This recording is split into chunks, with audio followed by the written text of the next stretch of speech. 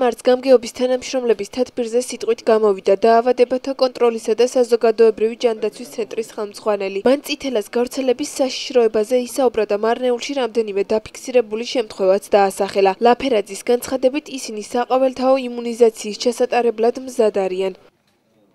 ყველგან ჩავატარეთ იმუნიზაციას, რომ არ გავრცელდეს და აწამოვიდეს ეს მასიურად. ეს არიან ბავშვები, რომლებიც არ არიან აცრედი, 5-6 წლის ასაკის ბავშვები, რომლებიც რევაქცინაცია არ ჩაიტარეს და უყურადღებოდ მოექცნენ ამ საქმეს. ეს არ არის მარტო მარნეულში, მთელ საქართველოში არის და მასიური იმუნიზაცია განაცხადა ჩვენმა დეპარტამენტის ხელმძღვანელმა, ალბათ ჩატარდება და ეს ღონისძიება ფართო მასშტაბით იქნება. ეთერ ლაფერაძემ ასევე მარნეულში არსებულ მალარიოგენულ ზონებზე ისაუბრა, რომელიც ადამიანის ჯანმრთელობისთვის საშიშ პირობებს ქმნის. მისი თქმით, ჯანდაცვის ცენტრი ამ კუთხით მუშაობას მიმდინარე თვიდან დაიწყებს. ჩვენ რაიონში გვაქვს მალარიოგენული ზონები. ეს არის ქეშალო, ქესალო, ამბაროკა, ილმაზლო. აქ წლების განმავლობაში იყო მალარის შემთხვევების დიდი რაოდენობა 74 იყო. უკანასკნელ პერიოდში რამოდენიმე წელია მალარიის შემთხვევა რაიონში არ აგვაქვს, მაგრამ ჩვენ სამუშაოს ვასრულებთ. ეხლა რაში გამოიხატება მარტიდან ჩვენი მუშაობა. სადაც არის დაჭაობებული ადგილები, არის წყალსატევები, გუბურები, აი ჩვენი პასპორტიზაციას ვაკეთებთ, ვუღებთ სურათებს, ამას მოგეწოდებთ თქვენ საკმაოდ კორექტულად ვაკეთებთ და თუ მოხერხდება მისი დაშრობა, გაწმენდა, თუ არა და ამ დაჭაობებულ ადგილებში უშვებთ თევზ გამბუზიას. შარშან საკმაოდ დიდი რაოდენობით გავუშვით.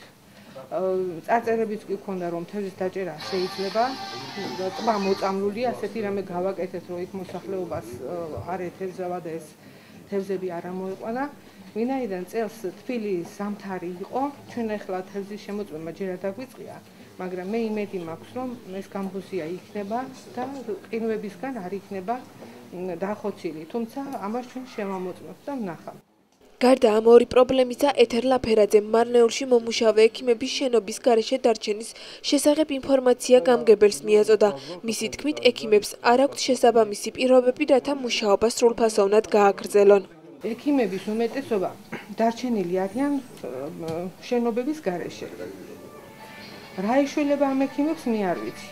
ოჯახის ექიმს აქვს უფლება, რომ სახლში მიიღოს პაციენტები და უბანზე გავიდეს და ოჯახში ეს მათი მოვალეობა, მაგრამ არის ისეთი საკითხი, რომელიც აუცილებლად უნდა ჰქონდეთ მათ შენობა სადმე, რომ თუნდაც ის აპარატურა, მაცივარი თუნდაც სადაც უნდა შეინახონ ბავშვთა ასაცრელი მასალა და სტრატეგიული მნიშვნელობის ვაქცინები უნდა იყოს ტემპერატურულ რეჟიმში. თან როცა ერთ უბანზე არის 3 და 4 ექიმი, როგორ მოხდება ამ ერთი მაცივრის განაწილება. ასე რომ წარმოუდგენელია მე ეს ერთი მაცივარი სად უნდა გადაიტანოს და გადმოიტანოს. ეს არის ძირითადად ჩვენი და ექიმების პრობლემა. ექიმების საკითხს გამოეხმაურა შალვა კუპრაშვილიც. მან სოფელ საიმერლოში ოჯახის ექიმისთვის სამუშაო ოთახის გამოყოფის პრობლემაზე ისაუბრა. მისი განცხადებით, სამუშაო ოთახის არ ქონის გამო ადგილობრივ მოსახლეობას ოჯახის ექიმით სარგებლობის საშუალება შეზღუდული აქვს. მოვიძიეთ ძველ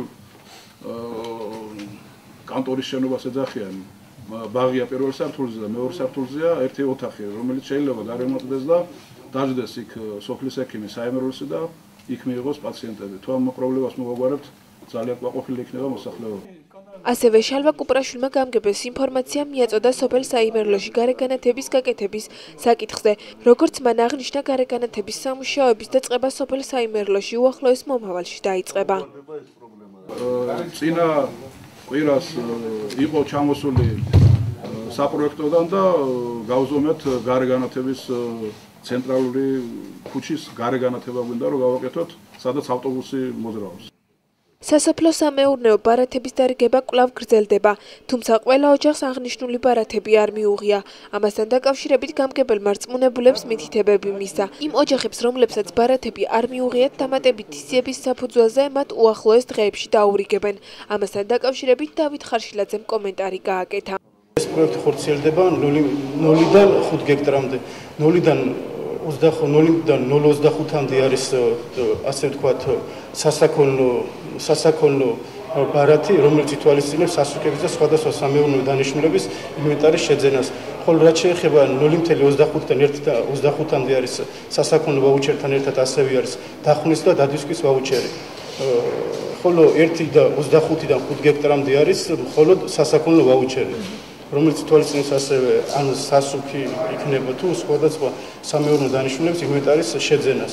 დამატებით ისები დღეს გვაქვს ბოლოვა და დღეს გადაეგზავნება ეს ყველაფერი სოფლის მეურნეობის სამინისტროში, რის შემდეგაც მოხდება დამუშავება ამ სიების და შესაბამისად დაახლოებით ერთ კვირაში ჩამოვუყვე დამატებით ვაუჩერი.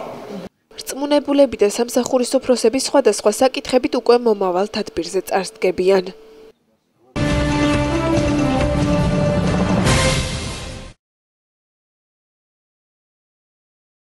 დღეს მარნეულში სოფელ ალგეთში კომპანია აკორდ ჯორჯიასა და სოკარის მიერ რესტავრირებული ხიდის გახსნა მოხდა. ღონისძიებას ესწრებოდნენ საქართველოს სოფლის მეურნეობის, საქართველოს რეინტეგრაციისა და საქართველოს ბუნებრივი რესურსებისა და ენერგეტიკის მინისტრები, ასევე საქართველოს პარლამენტის წევრები. ახალი ხიდი რაიონსა და რამოდენიმე სოფელს აკავშირებს ერთმანეთთან.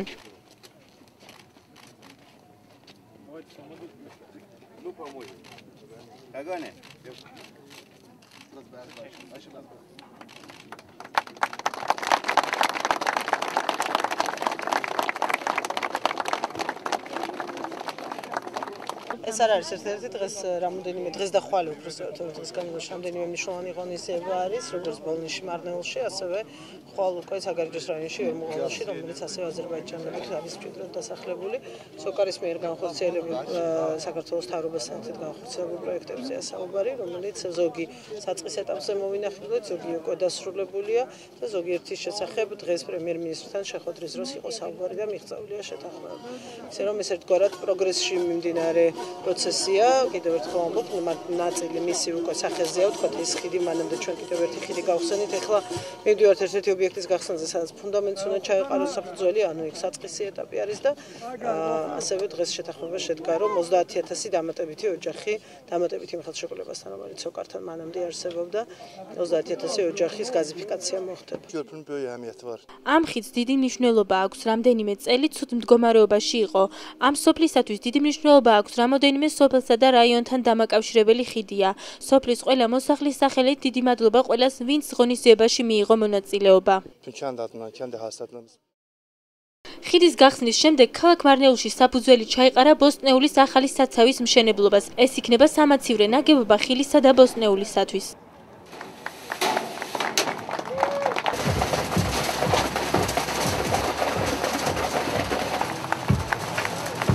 დღეს არის მნიშვნელოვანი დღე მარნეულის რაიონში, ის შემოგარენსოფლებში ხორციელდება მნიშვნელოვანი პროექტები, ეს არის გაზიფიცირების თემა, შესრულდა სხვადასხვა სამუშაოები, ხიდების მშენებლობის, დღეს საფუძველი ჩაუყარეთ მაცივრის მშენებლობას, რომელიც არის რეგიონისთვის ძალიან მნიშვნელოვანი და ამისთვის ძალიან დიდი მადლობა მინდა გადაუხადო სოკარის ხელმძღვანელობას. მოგეხსენებათ, სოკარი დაკავებულია არა მარტო გაზიფიცირების თემებით, არა მარტო ბენზინგასამართი სადგურების მშენებლობით, სხვა სოციალური მნიშვნელობრივი პროექტების განხორციელებისთვისაც.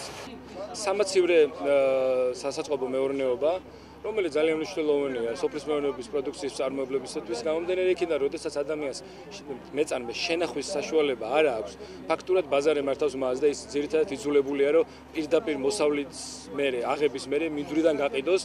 და ხშირ შემთხვევაში ამ დროს ფასის სასურველი არ არის.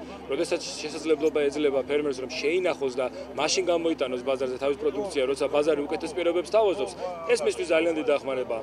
როგორც აქ არის განცხადებული, ეს დაგეგმილია ისე, რომ ფაქტურად სიმბოლურ ფასად მიაქირავებენ სასაწყობო ფართს. გულისხმობთ 7 თვეში რომ დასრულდეს. ნახოთ როგორ წავა, ყოველ შემთხვევაში ეს საკმაოდ დიდი დახმარება იქნება ადგილობრივი წარმოებისთვის. ეს მაცივრის საწყობი დიდ როლს ითამაშებს რაიონის განვითარებაში. მოგეხსენებათ, რომ რეგიონში ყველაზე დიდი პრობლემაა სოფლის პროდუქტების შენახვა და წლის ბოლომდე თუ კი ეს საწყობი აშენდება, ეს პრობლემაც გადაწყდება. სოკარისა და აკორდის მიერ დაგეგმილი დღევანდელი ღონისძიება საღამოს მარნეულის ჩაის სახლში სტუდენტებთან შეხვედრით დასრულდება.